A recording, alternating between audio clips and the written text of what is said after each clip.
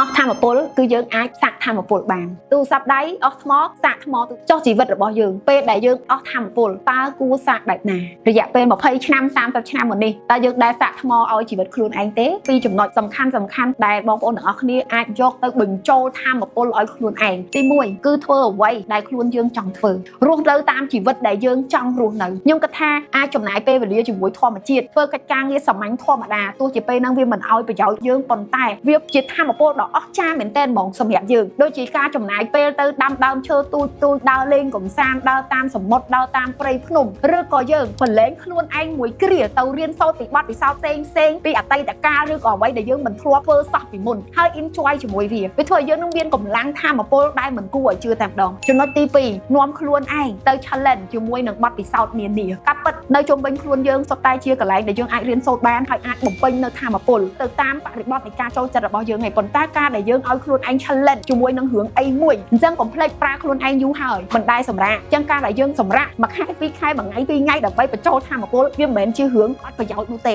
វាជារឿងដែលសំខាន់បំផុតវាប្រៀបដូចយើងដាំដើមឈើហើយដាក់ជីស្រោចទឹកដើម្បីបំពន់ឲ្យវាចាក់ឫសកាន់តែជ្រៅខ្លួនយើងក៏ដូចគ្នាប្រឡែងខ្លួនមួយរយៈអ្នកទាំងអស់គ្នានឹងអាចរកឃើញភាពអស្ចារ្យហើយអាចដោះស្រាយទាំងបញ្ហាអាចធ្វើឲ្យខ្លួនយើងកាន់តែអភិវឌ្ឍផងអញ្ចឹងវីដេអូនេះមើលឲ្យកុំភ្លេចរៀបចំសម្លៀកបំពាក់ទៅសាកថ្មបញ្ចូលធម៌ពលទាំងអស់គ្នាអរគុណច្រើន